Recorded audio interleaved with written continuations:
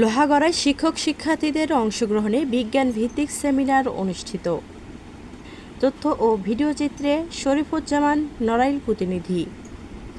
সৃজনশীলতা ও বিশ্লেষণধর্মী চিন্তা সৃষ্টিতে গুরুত্বারোপ, সুশিক্ষায় মেধাবী শিক্ষক এই প্রতিপাদ্যকে সামনে রেখে নড়াইলের লোহাগড়া উপজেলা পর্যায়ে শিক্ষার্থী ও শিক্ষকদের অংশগ্রহণে startup science project and innovation idea showcasing programme উপলক্ষে সেমিনার অনুষ্ঠিত হয়েছে।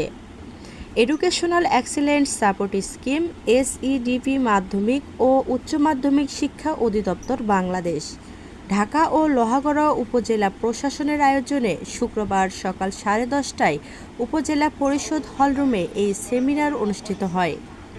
লোহাগড়া উপজেলা নির্বাহী কর্মকর্তা শাম্মী কায়সারের সভাপতিত্বে প্রধান অতিথি হিসেবে বক্তব্য রাখেন নড়াইল 2 আসনের সংসদ সদস্য ও নড়াইল জেলা জামাতে ইসলামীর আমির অ্যাডভোকেট মোহাম্মদ আতাউর রহমান বাচ্চু। সেমিনারে বিশেষ অতিথি হিসেবে বক্তব্য রাখেন লোহাগড়া উপজেলা বিএনপির সভাপতি মোহাম্মদ হেমায়েত হোসেন, সাধারণ সম্পাদক মোহাম্মদ টিপু সুলতান, লোহাগড়া উপজেলা জামাতে ইসলামীর আমির মাওলানা হাদিউজ্জামান, জামাতে ইসলামীর নড়াইল জেলা কর্মপরিষদ সদস্য মোহাম্মদ আলমগীর হোসেন, কর্মপরিষদ সদস্য মোহাম্মদ জামিরুল হক টুটুল, লোহাগড়া উপজেলা কর্মপরিষদ সদস্য মোহাম্মদ এমদাদুল হক এমদাদ, লোহাগড়া সরকারি পাইলট উচ্চ বিদ্যালয়ের প্রধান শিক্ষক SM হায়াতুজ্জামান সহ প্রমুখ। অনুষ্ঠানে লোহাগড়া উপজেলার মোট 19টি মাধ্যমিক ও উচ্চ মাধ্যমিক বিদ্যালয়ের শিক্ষক শিক্ষার্থীরা অংশ নেন।